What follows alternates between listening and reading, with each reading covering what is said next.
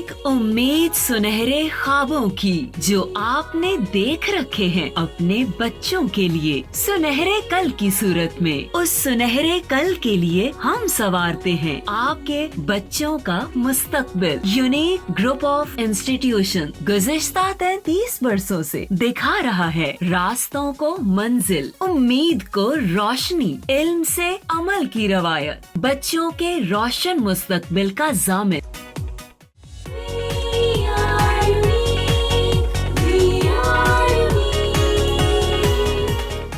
बिस्मिल्लाहिर्रहमानिर्रहीम। अस्सलामु अलैकुम डियर स्टूडेंट्स, कैसे हैं बेटा आप लोग। उम्मीद है अल्लाह तबारक व तआला की रहमत के साए में आप खैर व आफियत से होंगे। आपका मैथमेटिक्स टीचर गुलजार अहमद लेक्चर नंबर 71 के साथ हाजिर है। जी बेटा, इससे पहले लेक्चर नंबर 70 में हमने चैप्टर नंबर 9 के थ्योरम कंप्लीट कर लिए थे और उसके साथ साथ एक एक शॉर्ट क्वेश्चन भी किया था। जी बेटा, आज हम शुरू करने जा रहे हैं रिव्यू एक्सरसाइज, और रिव्यू एक्सरसाइज में MCQs एंड शॉर्ट क्वेश्चंस। तो फर्स्ट ऑफ ऑल हम देखते हैं MCQs और फिर उसके बाद देखेंगे शॉर्ट क्वेश्चन। तो आइए देखते हैं हमारे MCQs क्या हैं और उनके आंसर क्या बनते हैं। जी बेटा, unit number 9 review exercise 9 MCQs and short questions. तो अब आइए देखते हैं जी। फर्स्ट हमारे पास क्वेश्चन है 4 possible answers are given for the following questions. Number 1 है MCQs, in the circle figure ADB is called. जी बेटा, फिगर आपके सामने है और इसमें आपने बताना है कि ADB ये क्या है। क्या ये आर्क है, ये सिकेंट है, या ये कॉर्ड है, या डी ऑप्शन है कि डायमीटर है। ठीक है बेटा, तो ADB आप देख रहे हैं कि एक लाइन सेगमेंट है जो सर्कल के सेंटर से नहीं पास कर रहे। ठीक है, और सर्कल के पॉइंट A को सर्कल के पॉइंट B से ज्वाइन कर रही है। तो ये हमने पढ़ा था a line segment joining any 2 points of the circle with each other is called chord. तो ये हमने बेटा जी कॉर्ड पढ़ा था। बाय डेफिनेशन ये कॉर्ड बनती है। ठीक है जी बेटा, तो इसका राइट वाला ऑप्शन कौन से वाला होगा? ऑप्शन है C। Yes, C option is the right option. ये कॉर्ड है सर्कल की।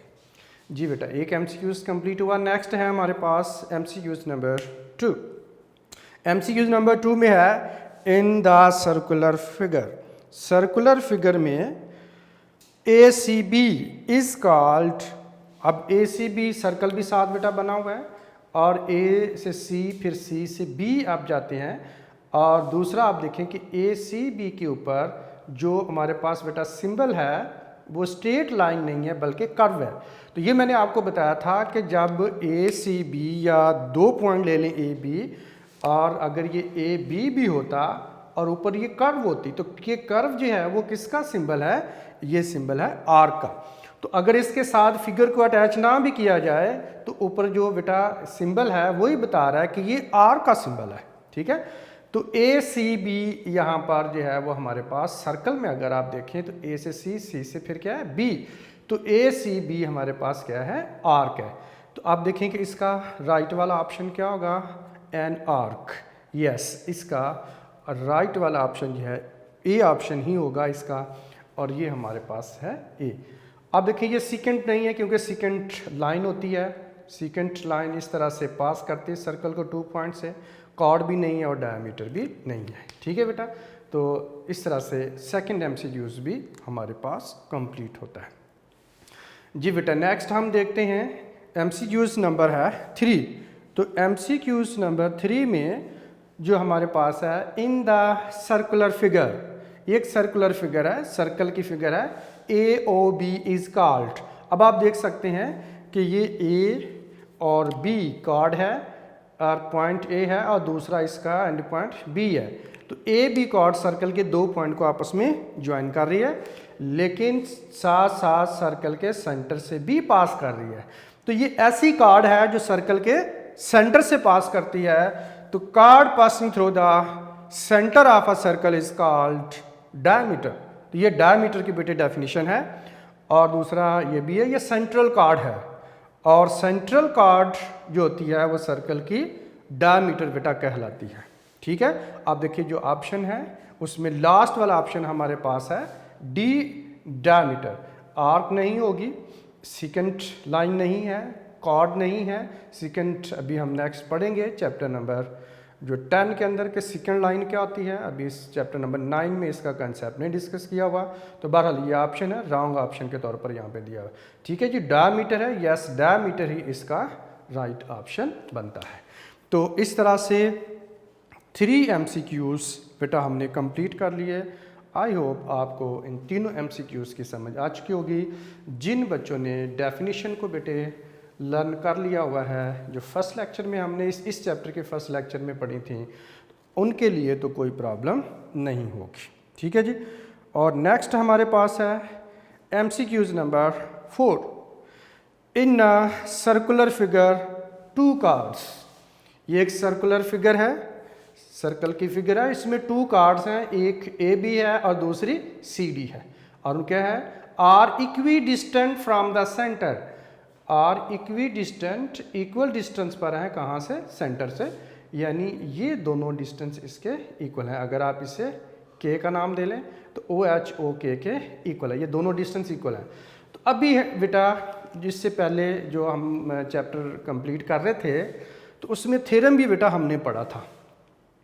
तो अगर 2 हमारे पास कार्ड हैं और वो सर्कल के सेंटर से इक्वल डिस्टेंस पर हों तो वो दोनों कार्ड क्या होती हैं, कॉन्ग्रुएंट होती हैं, यानी मेजरमेंट में इक्वल होती हैं। तो ये थ्योरम की बेटा स्टेटमेंट बनती है दे विल बी कॉन्ग्रुएंट, तो कॉन्ग्रुएंट बेटा होंगी। ठीक है, तो ये लास्ट जो थ्योरम आपने पढ़ा था उसकी स्टेटमेंट बनती है। ठीक है जी, तो अब इसमें देखें कि दोनों जो कार्ड हैं हमारे पास वो क्या होंगी, कॉन्ग्रुएंट होंगी, यानी आप इसे कह सकते हैं कि measurement AB is equal to measurement CD। तो ABCD के इक्वल होगा और ये हमारे पास बेटा जी ये MCQs बनता है। तो ये बेसिकली थ्योरम की स्टेटमेंट है, फिगर के साथ अटैच करके MCQs की फॉर्म में हमसे पूछा गया है। ठीक है, in a circular figure 2 chords AB and CD are equidistant from the centre, they will be congruent.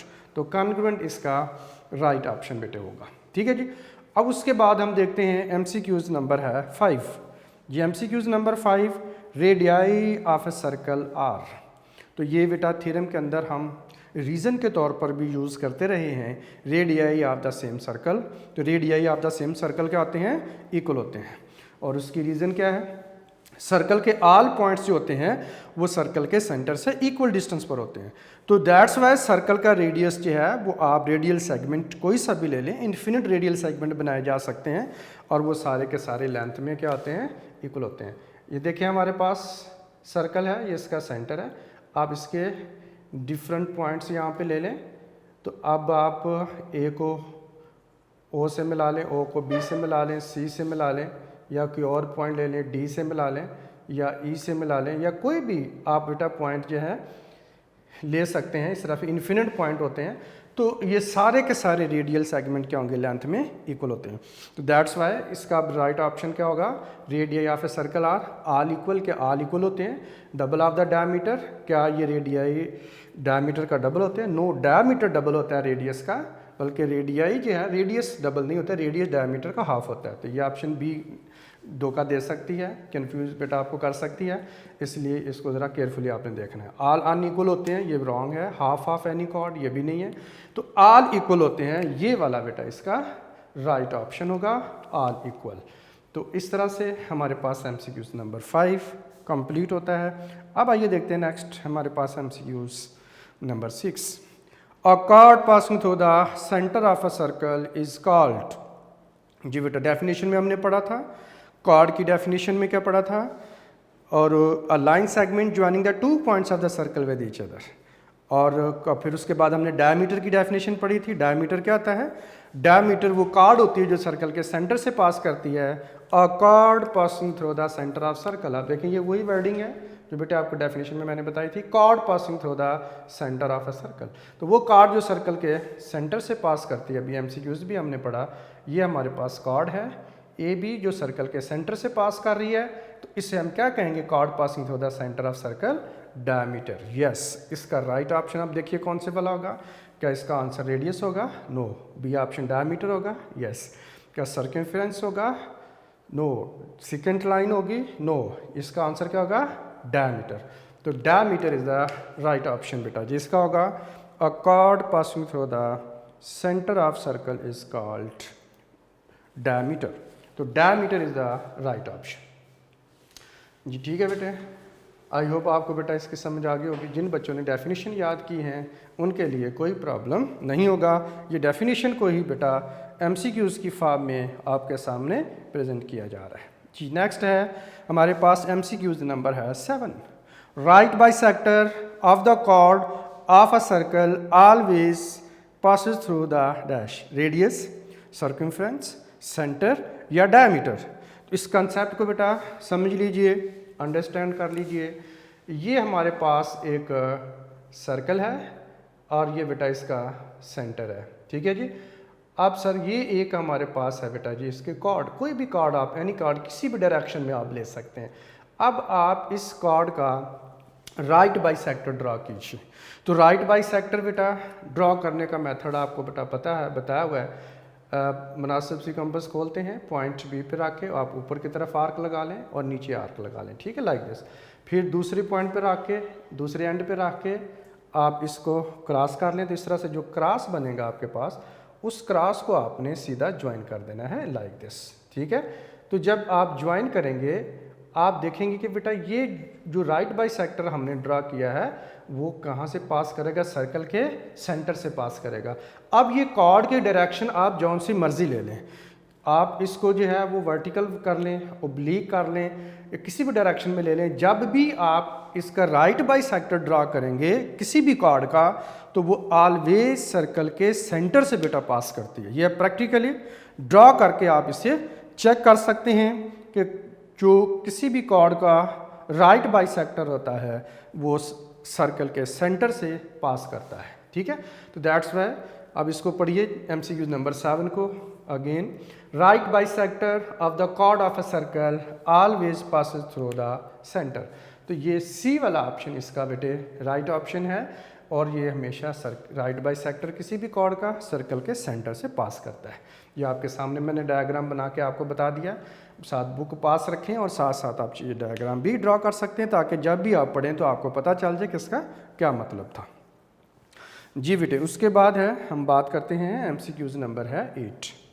The circular region bounded by 2 radii and the corresponding arc is called. अब देखें कि ये भी बहुत इंपॉर्टेंट बेटा definition थी, आपको मैंने बताई थी। अब आइए इसको देखते हैं। अगर आपको डेफिनेशन ना याद आ रही हो तो आप अगर आप वर्डिंग को समझकर इसको थोड़ा अगर आप फिगर को ड्रा कर लें तो तब भी आपको पता चल सकता है कि इसका आंसर क्या होगा। द सर्कुलर रीजन या रीजन ऑफ द सर्कल कह सकते हैं, बाउंडेड बाय 2 रेडियाई, इसको बाउंड किया हुआ है 2 रेडियाई ने, एंड देयर करस्पॉन्डिंग आर्क। तो ये हमारे पास एक सर्कल है और इसका सेंटर है, एक साइड पे रेडियल सेगमेंट है, दूसरी साइड पर भी रेडियल सेगमेंट है और एक साइड पे आप देख सकते हैं इसकी ये आर्क है। तो ये रीजन ऑफ द सर्कल है जिसको बाउंड किया हुआ है 2 रेडियस ने, रेडियल सेगमेंट ने, रेडियाई ने, और एक साइड पे इसकी क्या है, आर्क है। तो इसको शेप जो बनती है ये बेटा शेप बनती है, तो इसको क्या बोलते हैं, sector of the circle. Yes, इसका आप देखिए ऑप्शन के साथ मैच कीजिए, कौन से वाली ऑप्शन बेटा बनती है, यस बी वाली, सेक्टर ऑफ अ सर्कल। ये सेक्टर ऑफ सर्कल की डेफिनेशन बेटा दी हुई है, ठीक है। तो इस तरह से अगर आपको डेफिनेशन पूरी तरह से ये बेटा याद ना हो और भूल रहे हो आप, तो आप स्टेटमेंट को देखकर आप उससे फिगर ड्रा करने की कोशिश करें। तो फिगर जब आप ड्रा कर लेंगे तो कुछ ना कुछ आइडिया आपको हो जाएगा कि ये किस चीज़ की बात की जा रही है, ठीक है बेटा जी। अब उसके बाद एमसीक्यूज नंबर 8 हमने पढ़ा जिसमें circular region bounded by 2 radii and the corresponding arc is called sector of a circle. ये सेक्टर ऑफ सर्कल की डेफिनेशन थी जी। अब देखते हैं बेटा नेक्स्ट हमारे पास है MCQs number 9। The distance of any point, the distance हमने पढ़ा था of any point of the circles to its centre. Circle के किसी भी पॉइंट का सर्कल के सेंटर तक जो डिस्टेंस है, या distance between the centre and any point of the circle भी कह सकते हैं, या distance of any point two its centre is called, हाँ जी इसको क्या बेटा हमने बताया था, रेडियस। यस, ये रेडियस की डेफिनेशन है। जो distance between centre and any point होता है वो रेडियस ऑफ द सर्कल, उसका राइट ऑप्शन होता है। ये राइट ऑप्शन इसका होगा ए ऑप्शन, जो कि रेडियस है। ठीक है बेटा, तो इस तरह से हमारे पास 9 MCQs बेटा जी कंप्लीट होते हैं। आई होप आपको इन 9 MCQs की समझ आ चुकी होगी, इसमें कोई प्रॉब्लम नहीं रहा होगा। तो अब आइए हम देखते हैं नेक्स्ट हमारे पास MCQs कौन से वाले हैं।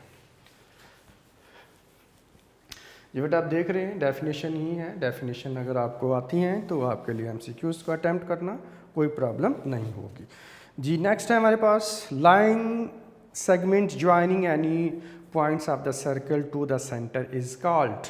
जी बेटा, line segment joining the centre to any point of the circle कह लें, या any point of the circle to the centre कह लें, इसे हम क्या कहते हैं। ये आप जब देखिएगा, ये हमारे पास है एक सर्कल है और जिसका सेंटर हमारे पास O है, और आप कुछ सर्कल का पॉइंट ले लें, P से ले लेते हैं।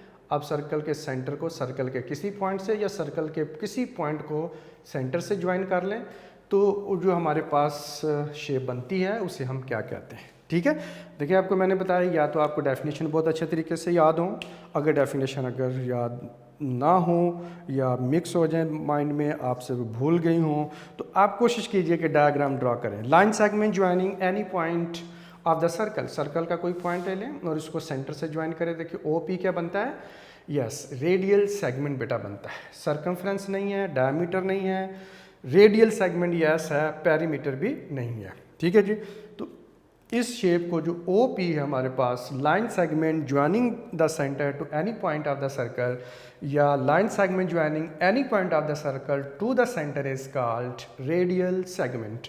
इसे हम रेडियल सेगमेंट बेटा बोलते हैं। ये वाला ऑप्शन इसका राइट ऑप्शन होगा। ठीक है जी, उसके बाद है जी नेक्स्ट बेटा हम देखते हैं MCQs है हमारे पास 11। तो MCQs 11 में है locus of a point in a plane equidistant from a fixed point is called. तो अब बेटा आप देखिए, जो डेफिनेशन हमने पढ़ी थी, फर्स्ट डेफिनेशन हमने पढ़ी थी सर्कल की, और सर्कल में बताया था कि locus of a moving point in a plane जो होता है, जो ऑलवेज इक्वी डिस्टेंट होता है फ्रॉम फिक्स पॉइंट, उसे हम कहते हैं सर्कल। ये सर्कल की डेफिनेशन है। अगर आपने डेफिनेशन याद की है, लर्न कर ली है, उसको समझ लिया है वर्डिंग को, तो आपके लिए कोई प्रॉब्लम नहीं होगा। इसका राइट ऑप्शन है सर्कल। सर्कल इसका बेटा आंसर होगा। ठीक है जी, नेक्स्ट हमारे पास है MCQs नंबर है 12। The symbol for a triangle is denoted by. अब देखें कि ये सिंबल बेटा आपके सामने लिखे हुए हैं, और ये बोर्ड के पेपर में बेटा MCQs आ चुका हुआ है। आप देखें इतना आसान MCQs है। आप बच्चे जो है वो छोटी क्लासेस से, मिडिल क्लासेस से ही पढ़ते आ रहे होते हैं कि ट्राइंगल का सिंबल कौन से वाला होता है। ठीक है, तो आप देखें क्या आपको गलती लग सकती है कि आप एक वाली ऑप्शन को टिक करेंगे, नो। तो ट्राइंगल की शेप इनमें से देखें कौन सी वाली है, बी ऑप्शन। तो यस, बी ऑप्शन ही इसका बेटे राइट ऑप्शन है। तो बड़ा अफसोस होगा अगर कोई बच्चा इस MCQs में मिस्टेक करता है तो। ठीक है, क्योंकि ट्राइंगल का सिंबल इसमें वाज़ह तौर पे ट्राइंगल बनी हुई है, और यही इसका बेटे राइट ऑप्शन है। हाँ, लेकिन ये बात है कि आपको ये ज़रूर पता होना चाहिए कि ट्राइंगल का सिंबल तो ठीक है, ये आपके सामने लिखा हुआ और आपको समझ आ रही है, तो बाकी जो सिंबल हैं उनका भी आपको पता होना चाहिए कि ये सिंबल किस किस के लिए इस्तेमाल होते हैं, किस के लिए यूज़ होते हैं। हाँ जी, फर्स्ट वाला जो हमारे पास है, ए वाला ऑप्शन जो है, ये एंगल का सिंबल है। ये बेटा एंगल के लिए यूज़ होता है। ठीक है, जब थ्योरम आपने पढ़े तो आपने देखा हमने एंगल के लिए इसको यूज़ किया हुआ है। और उसके बाद सी वाला जो हमारे पास ऑप्शन है, आप इसको भी देख सकते हैं, ये भी हमने बेटा थ्योरम के अंदर यूज़ किया हुआ है, और इसको हमने यूज़ किया था परपेंडिकुलर के लिए बेटा यूज़ किया हुआ है। ठीक है, तो ये परपेंडिकुलर के लिए यूज़ होता है। अब जो हमारे पास है नेक्स्ट लास्ट ऑप्शन है वो डी, वो आप देख सकते हैं एक छोटा सा सर्कल है और उसके अंदर एक पॉइंट लगा हुआ है। ये बेसिकली सर्कल और उसका सेंटर शो किया गया है, तो ये सर्कल के लिए बेटा यूज़ होता है। अब कहीं ऐसा ना हो कि MCQs तो यही रखे बोर्ड और उसमें सिंबल यूज्ड फॉर ट्राई की जगह पे एंगल कर दे और आप जल्दी में ट्राई एंगल कोई गलत कर दें। अब देखिए एंगल और ट्राई एंगल में से ट्राई कोई काटना है आपने, ठीक है, तो वो एग्जामिनर क्या करेगा, अगर इस ट्राई को ख़त्म कर दे यहाँ से तो अब ये क्या बन जाएगा, एंगल, तो एंगल की फिर ऑप्शन इसका भी वो चेंज हो जाएगा। तो इसलिए आपको बड़ी केयरफुली देखना होता है जब MCQs आता है, तो कहीं ये ना हो कि जल्दी में आप मिस्टेक कर बैठें कोई, ठीक है। तो इसकी जगह पे ट्राइंगल की जगह पे ये भी आ सकता है, the symbol use for perpendicular, तो परपेंडिकुलर के लिए जो होगा तो वो ये सी वाला ऑप्शन फिर हो जाएगा, अगर सर्कल के लिए होगा तो फिर डी वाला ऑप्शन बेटे आ जाएगा। बहरहाल चूँकि हम बुक के मुताबिक अभी देख रहे हैं एज इट इज़, अगर आप देखेंगे सिंबल फॉर ट्राइंगल तो बी वाला ऑप्शन ही इसका राइट ऑप्शन बेटे कंसिडर होगा, ठीक है जी।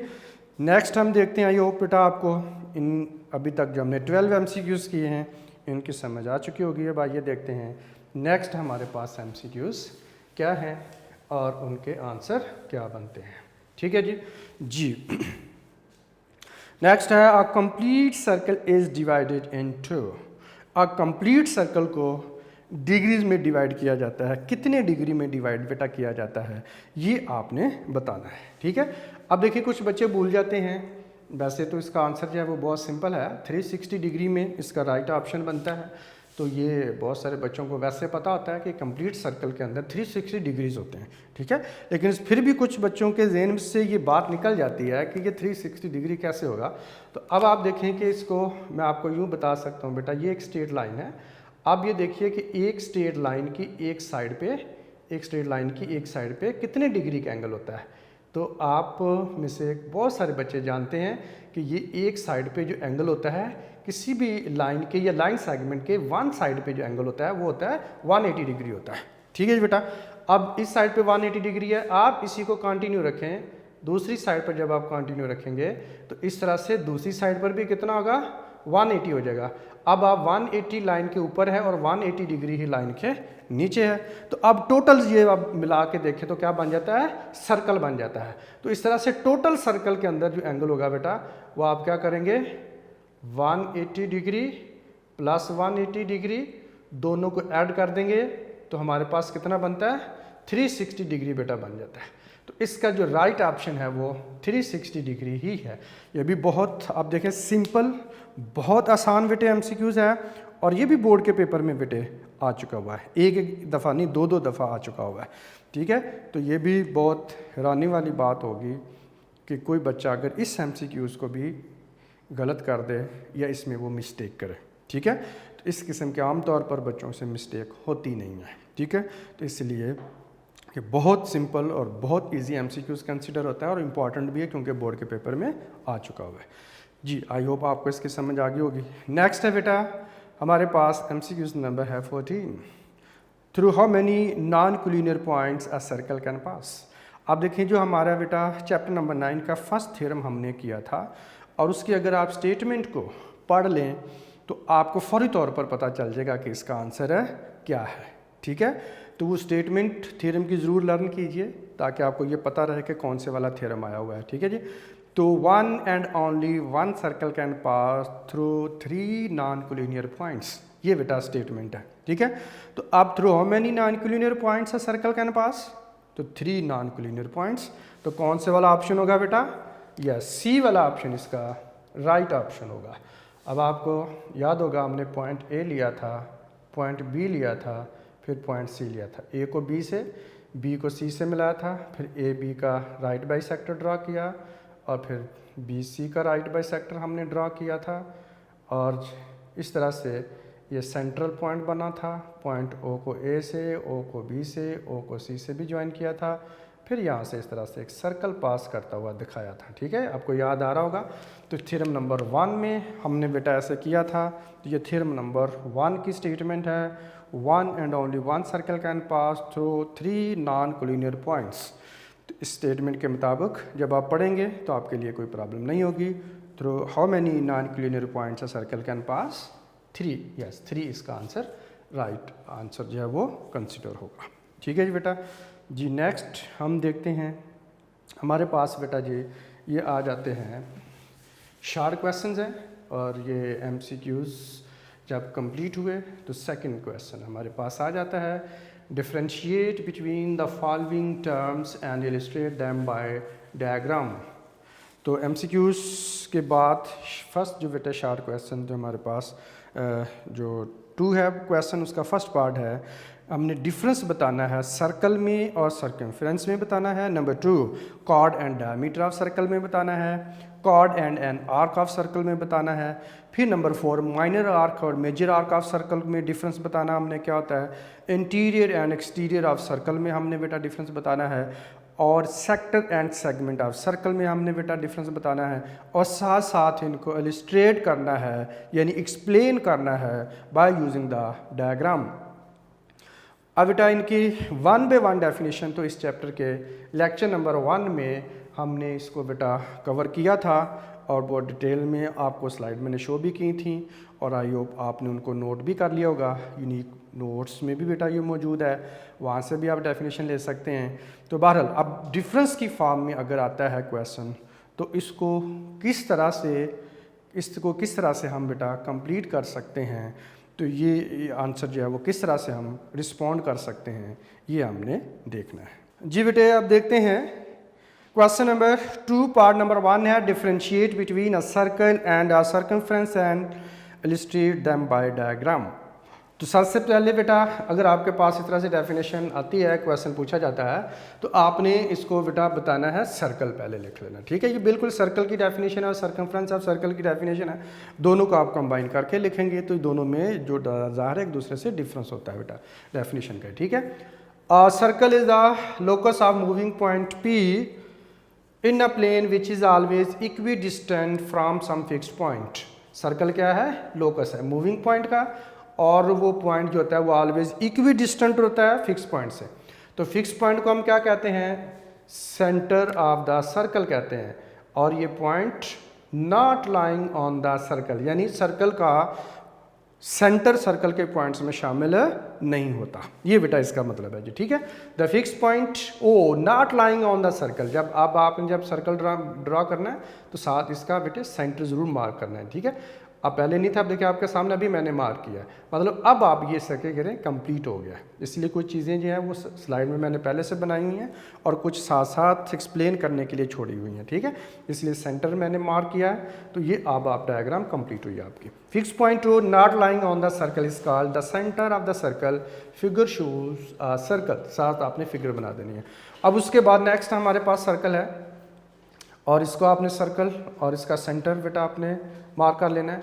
अब ये जो हमारे पास सर्कल की बाउंड्री होती है, आप ये कह सकते हैं कि boundary of the circle is called circumference, और या length of the boundary of the circle is called circumference. Some time boundary of the circle is also known as circumference of circle.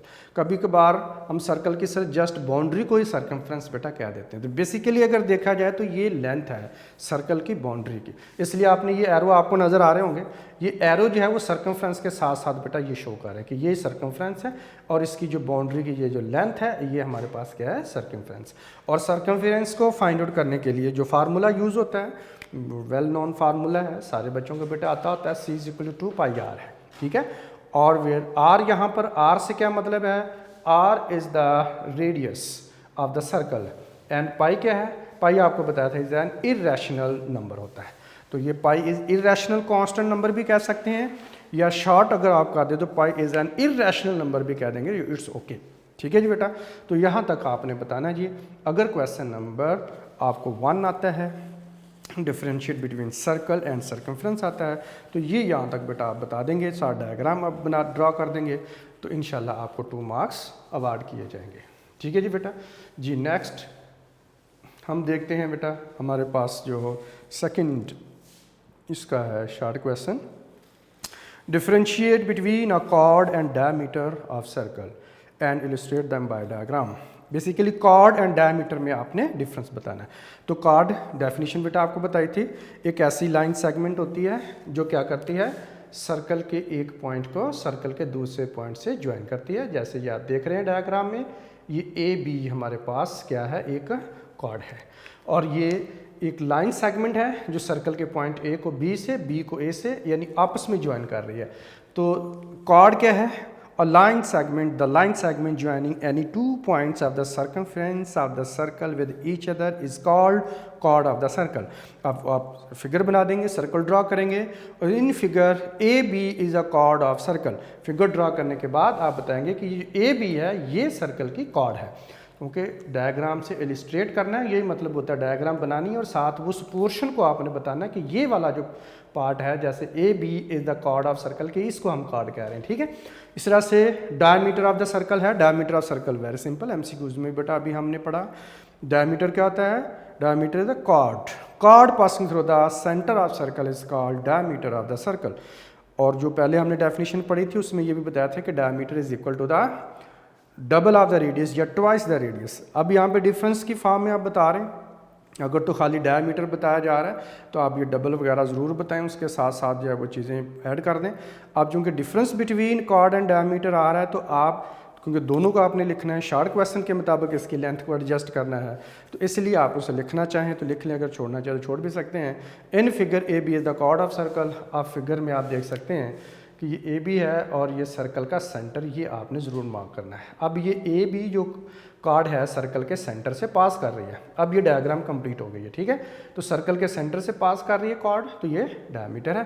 तो इस फिगर में A B is the chord of circle, तो ये circle की cord है, कोई मुश्किल नहीं है। कॉर्ड और डायमीटर की definition, chord any line segment है जो सर्कल के 2 पॉइंट्स को आपस में ज्वाइन करती है। तो अगर वही कॉर्ड सर्कल के सेंटर से पास कर जाए तो उसे हम कह देते हैं डायमीटर ऑफ द सर्कल। और ये बात ध्यान में रखिएगा, एक और इम्पॉर्टेंट पॉइंट है, डायमीटर जो होता है वो largest chord of the circle होती है, यानी जो सबसे बड़ी कॉर्ड होती है सर्कल की वो होती है डायमीटर। बाकी ऑल कॉर्ड इससे लेंथ में कम होती हैं, ठीक है। द बिगेस्ट या largest chord of the circle is the diameter.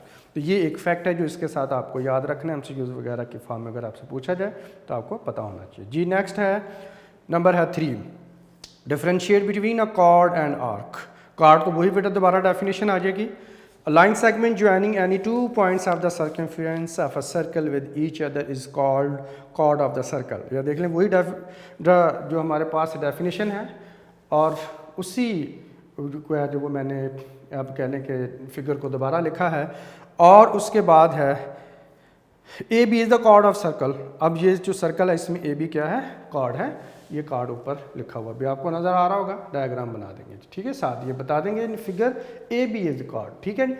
अब उसके बाद आर क्या होता है? आर के लिए हमने डिफाइन किया था, any part or the portion of the circumference of circle is called arc of the circle, बेटा हमने कहा था, ठीक है जी। अब इसमें आप देखिए कि ये हमारे पास पॉइंट बेटा एक ए है और एक बी है, और पॉइंट ए को बी से इस तरह से जब आप ज्वाइन करते हैं तो इससे आपने डायग्राम बनाने के बाद इस तरह से हाईलाइट कर देना है मार्कर के साथ। जब आप मार्कर से इसको डबल करोगे तो वैसे पोर्शन हाईलाइट हो जाएगा। तो ए से लेकर बी तक जो है ये सर्कमफ्रेंस का थोड़ा सा पार्ट आपने लिया है। तो ये जो थोड़ा सा पार्ट है इसे हम कहते हैं आर्क ऑफ द सर्कल, इसे आर्क बेटा बोलते हैं, ठीक है। तो ये भी कोई मुश्किल नहीं है, बहुत सिंपल बेटा डेफिनेशन है। दोनों डेफिनेशन को आपने यहाँ पे कंबाइन कर देना है, तो यही इनका क्या आ जाएगा? डिफरेंस आ जाएगा हमारे पास, ठीक है जी। नेक्स्ट है जी हमारे पास है differentiate between minor arc and major arc of a circle and illustrate them by diagram. जी माइनर आर्क हमारे पास जैसे इसके नाम से ही बेटा जाहिर हो रहा है छोटी आर्क, और मेजर आर्क मीन बड़ी आर्क।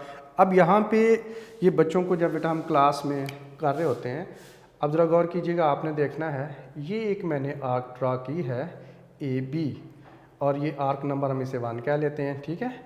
और एक आर्क ये मैंने ये ड्रा की है आपके सामने, इसका नाम हम कह लेते हैं सी डी, चलें कह लें, ठीक है। अब आप ज़रा बताइए इन दोनों आर्क में माइनर आर्क कौन सी है और मेजर आर्क कौन सी है?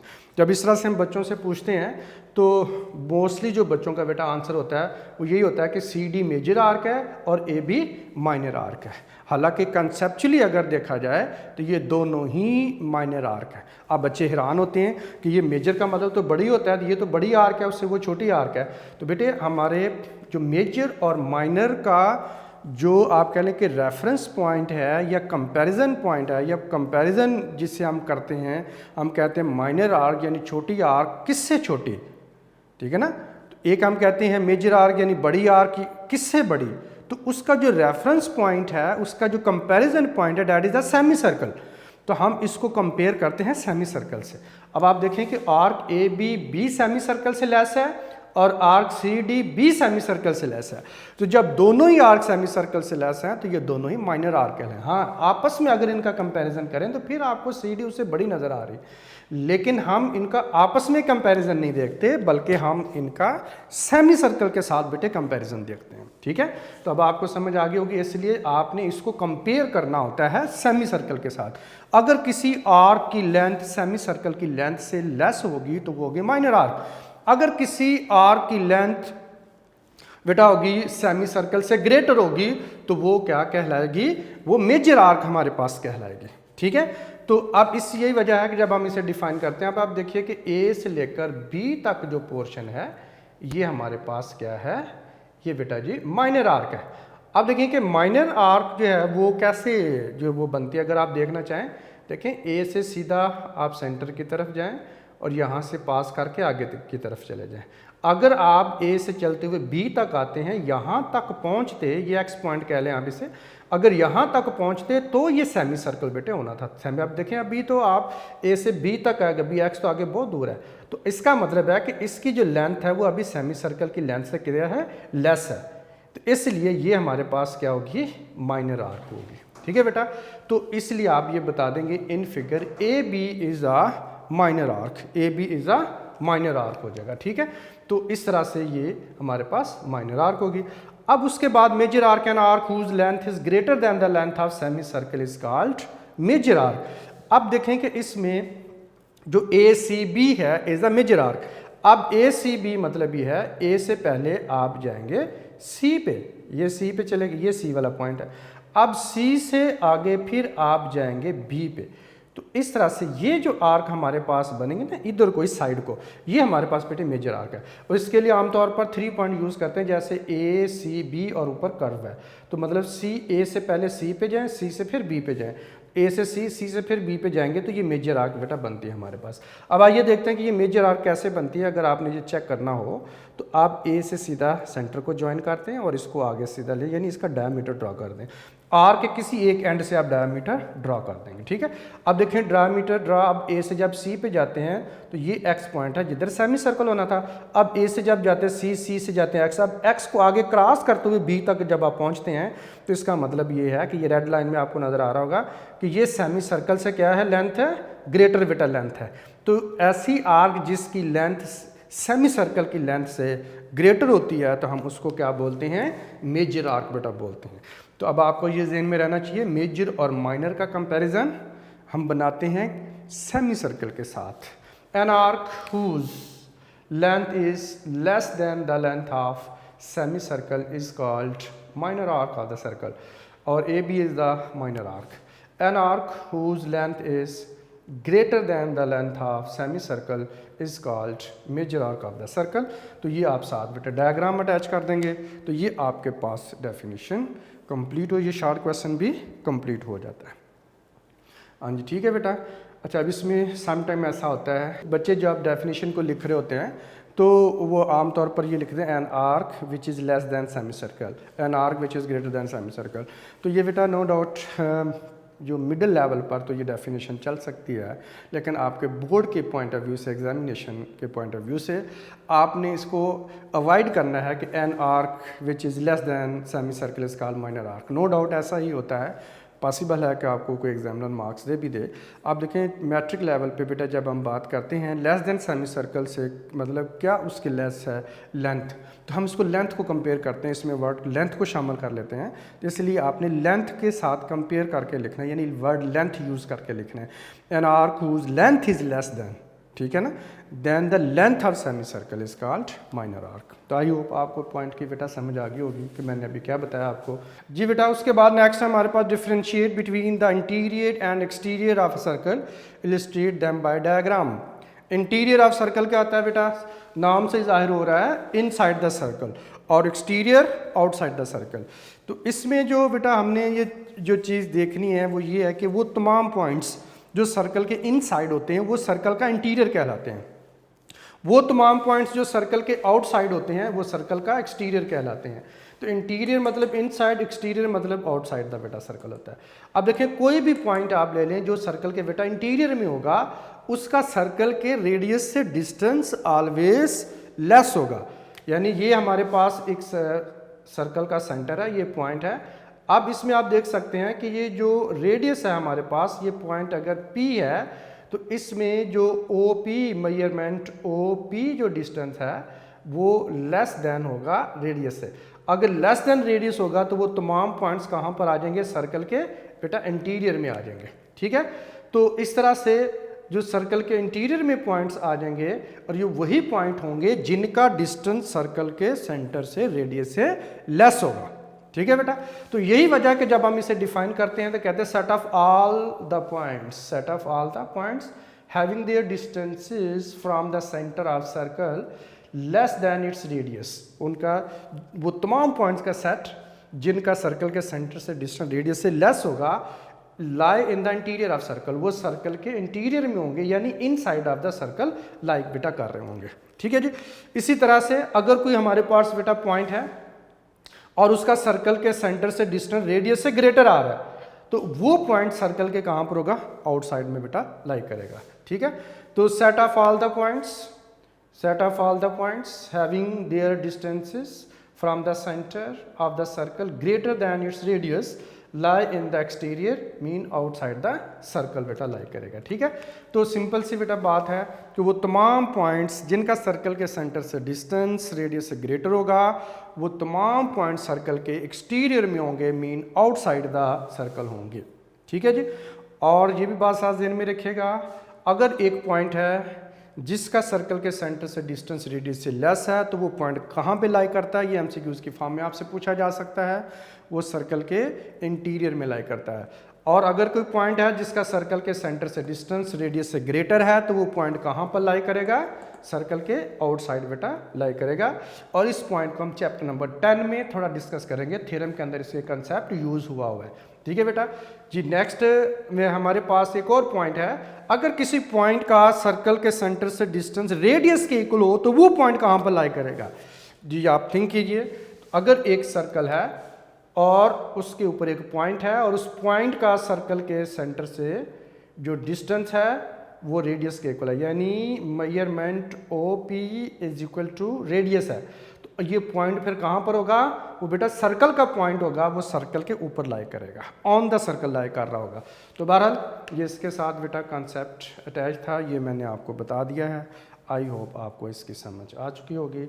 अब आइए हम देखते हैं नेक्स्ट हमारे पास कौन सी डेफिनेशन है और कौन सा शॉर्ट क्वेश्चन है, किन दो टर्म का हमने डिफरेंस बताना है जी।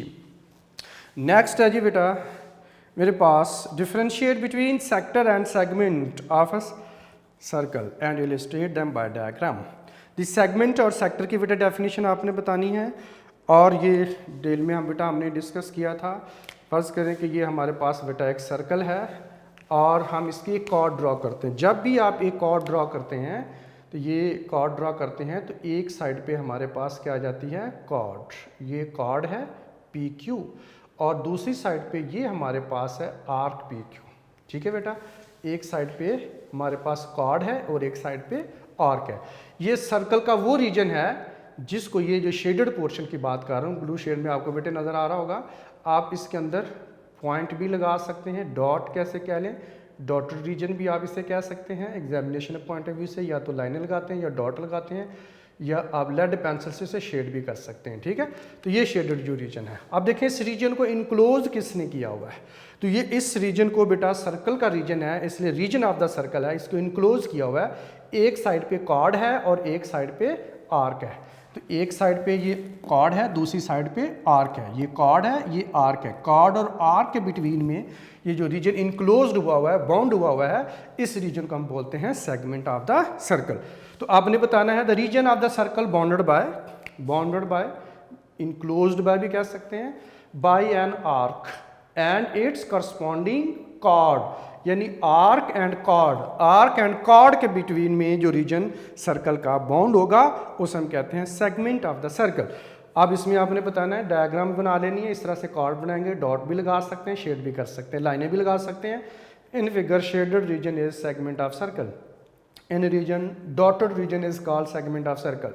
डॉट भी लगा सकते हैं, लाइनें लगाएंगे तो लाइंड पोर्शन भी कह सकते हैं आप, ठीक है बेटा। उसके बाद आता है जी सेक्टर ऑफ सर्कल। तो सेक्टर ऑफ सर्कल में सर्कल बेटा आपने ड्रॉ कर लेना है और इसकी एक आपने आर्क ले लेनी है, ए बी इसकी आर्क है और इस साइड पे सर्कल का रेडियस है आप देख सकते हैं और इस साइड पर भी सर्कल का रेडियस है। अब ये जो सर्कल का बेटा रीजन है जिसको बाउंड किया हुआ है, ये जो आपको बेटा नज़र आ रहा है, ये मैं इसमें डॉट लगा देता हूँ कि यहाँ पर दोनों रीजन ही शेडेड हैं। ये डॉटेड रीजन की बेटा बात हो रही है, ठीक है। ये डॉट लगा दिए मैंने यहाँ पे, ठीक है। ये डॉटेड रीजन बन गया है। अब आप देखें कि इस रीजन को ज़रा गौर कीजिए। अब आपने इस रीजन को के बारे में बताना है, तो आप इस रीजन को किसने बाउंड किया हुआ है? एक साइड पे रेडियस है, दूसरी साइड पर भी रेडियल है। ये रेडियल सेगमेंट, ये रेडियल सेगमेंट, दो रेडियल सेगमेंट हो गए और एक साइड पे क्या आ रही है? आर्क आ रही है।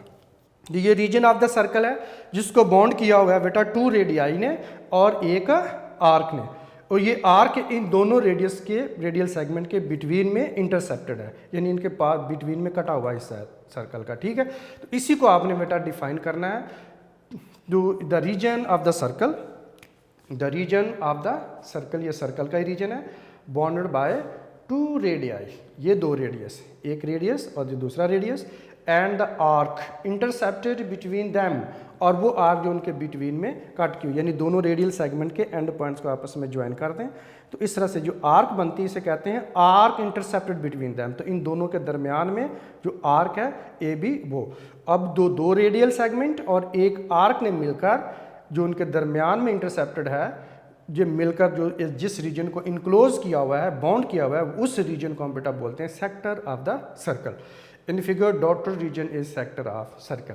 तो जो डिटेल में हम इसके मेजर सेगमेंट और माइनर सेगमेंट की बात की थी, हमने मेजर सेक्टर और माइनर सेक्टर की बेटा बात की थी, वो इस चैप्टर के लेक्चर नंबर 1 में आप पहले से पढ़ चुके हुए हैं। क्योंकि अब चूंकि यहाँ दोनों का डिफरेंस था, मेन चीज़ है डिफाइन कर दें और डायग्राम से बता दें कि कौन सा पोर्शन सेगमेंट है, डिफाइन कर दें और ये बता दें कि फिगर के अंदर फिगर बना दें और कौन सा रीजन फिगर के अंदर जो वो सेक्टर है। तो जो यहाँ पे डिफरेंस बेसिकली आपने शो करना था, तो इसलिए बेटा इस तरह से अगर ये क्वेश्चन आता है तो आप इसे कंप्लीट करके लिख सकते हैं। तो आई होप आपको बेटा इन शॉर्ट क्वेश्चंस की समझ आ चुकी होगी, डिफरेंस बिटवीन वाला क्वेश्चन भी क्लियर हो चुका होगा। अब मेरे बच्चों को आई होप कोई प्रॉब्लम नहीं हो। जी बेटे, आज के लेक्चर में हमने चैप्टर नंबर 9 की रिव्यू एक्सरसाइज में MCQs को कवर किया है और उसके बाद बेटा क्वेश्चन नंबर 2 में जो कि शॉर्ट क्वेश्चन बनते हैं, बहुत इंपॉर्टेंट शॉर्ट क्वेश्चन है, बोर्ड के पेपर में बेटा आ चुके हुए हैं। डिफ्रेंशिएट बिटवीन द टर्म, बेटा टू टर्म दी गई थी जिनके बीच में डिफरेंस था, वो बेटा आज हमने शॉर्ट क्वेश्चन को भी कवर कर लिया। इस तरह से चैप्टर नंबर 9 आज बेटे कंप्लीट होता है, ठीक है जी। तो नेक्स्ट लेक्चर में बेटे हम नेक्स्ट लेक्चर में नेक्स्ट चैप्टर स्टार्ट करेंगे। आज का काम इतना ही है, तब तक के लिए बेटा मुझे इजाज़त दीजिए। अपना बहुत सारा ख्याल रखिएगा।